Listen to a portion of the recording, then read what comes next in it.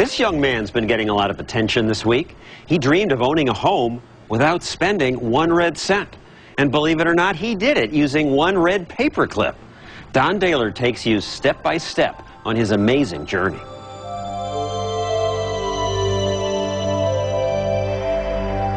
I embarked on an adventure, and that paperclip symbolically holds it together. And it's really easy to remember. One red paperclip. For Kyle McDonald, it's a simple question. What is one red paperclip worth? The answer is more complex and more inspiring than anyone could ever imagine. At 26, Kyle has blazed a new trail in trading on the internet from his computer in Montreal, Canada.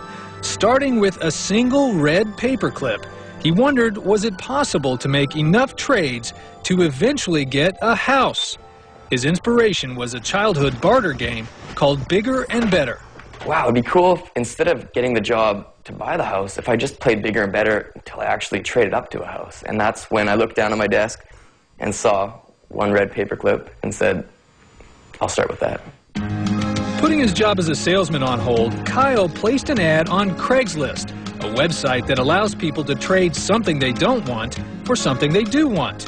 It didn't take long for two young women from Vancouver, Canada, to stumble across his listing. So I was just like, hey, Ronnie, check this out. Like, this guy wants to trade a paperclip. Like, what can we trade him? Like, what do we have? And as soon as I got the call, I'm like, wow, this is going to be fun. I'm going to make some trades. People actually want to do this. So the first object that you traded for was what? First thing I traded for was a pen shaped like a fish. 2 days later, Kyle traveled to a convenience store parking lot to trade his one red paperclip. He then swapped the fish-shaped pen to a woman in Seattle, Washington, who gave him a tiny doorknob with a smiley face. The doorknob was traded to a man in Amherst, Massachusetts, for a camping stove.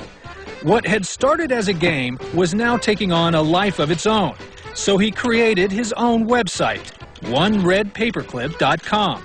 Did you ever get kind of wacky offers? I probably get about 5 really weird ones a day. People started offering virginity, body parts, a soul. I said, sorry, I don't deal in souls, or I don't deal in body parts. But legitimate offers also began coming in.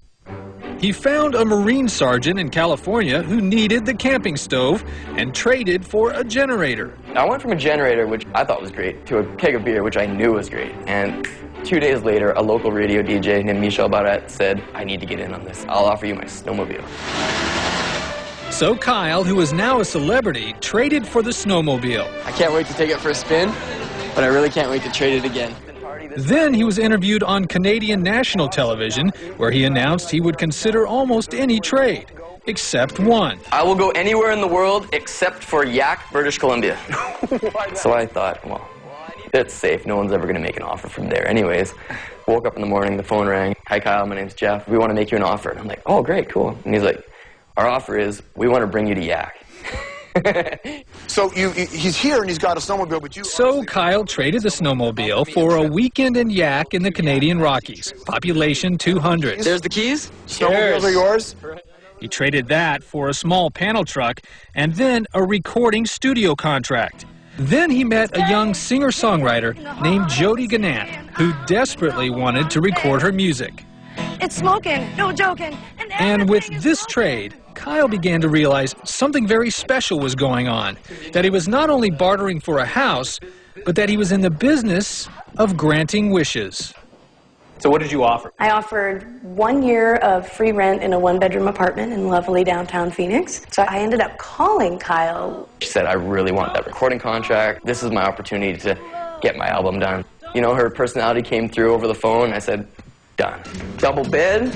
So Kyle made the trip to meet Jody, with a legion of media following his every move, as he exchanged the recording studio contract for the keys. And the keychain. People said, you got your house. You know, you've made it to this house. And I was like, well, it is a house, but I only have it for 1 year. I'm going to keep going till I own a house. And it was at this point that Kyle met a woman named Leslie Krieger, a friend of Jody's, who wanted the 1 year's free rent so she could save some money. Leslie was about to make an offer that would launch One Red Paperclip into a whole new level of exposure.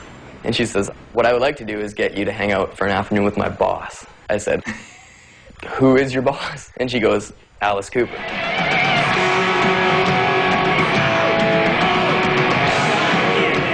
That's Alice Cooper, shock rock legend.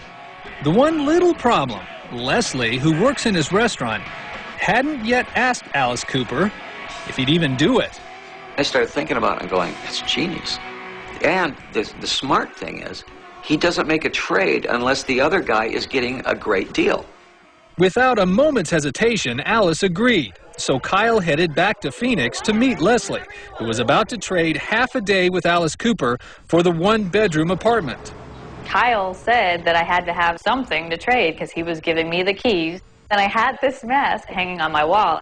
So I actually made the trade wearing an Alice Cooper mask, shaking her hand on the front patio to her house. So there was a bit of symbolic trading going on as well.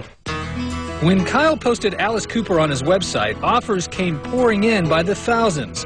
But the next trade would be different from all the others. Kyle was about to make his first calculated decision. He traded half a day with Alice Cooper to a concert photographer from Cincinnati, Ohio, for this. A motorized Kiss snow globe. His legion of fans were stunned. How could a snow globe worth maybe $20 get him closer to his house?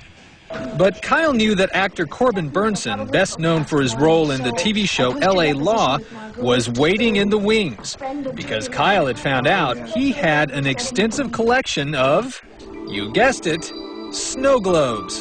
I have 6,000 of them. You have 6,000 snow globes. And I never heard of the Kiss snow globe. And when the snow dome came, I said, gotta have it, gotta have it. I think I said, no, I need this. So Corbin gave Kyle a speaking role in a movie he's about to direct called Donna on Demand as his next thing to trade. There is someone out there who wants to be an actor, and I think this is an amazing opportunity. You are so excited about this, and you're not the guy who's going to be in the movie. I'm excited about seeing Corbin Burson's snow globe collection. What happened when you made the trade with Kyle today? All day I was excited, and then when I saw it, it was, you know, that is a beautiful, beautiful snow dome. Wow. Christmas morning. Christmas morning, that's it. Exactly right. God, this is awesome. Look at this. Once again, there was real magic. Kyle touching the life of another person on his journey to turn a paperclip into a house. And just this week, a year to the day since he began his big adventure, the young man from Montreal made his 14th trade. This house, given to him by the town of Kipling, Saskatchewan, where they will soon hold open auditions for the speaking role in Corbin Burnson's movie. Kyle's dream had finally come true. What is one red paperclip worth? The paperclip in itself is not worth anything. It's what Kyle's done with the paperclip. And the power of this story is Kyle.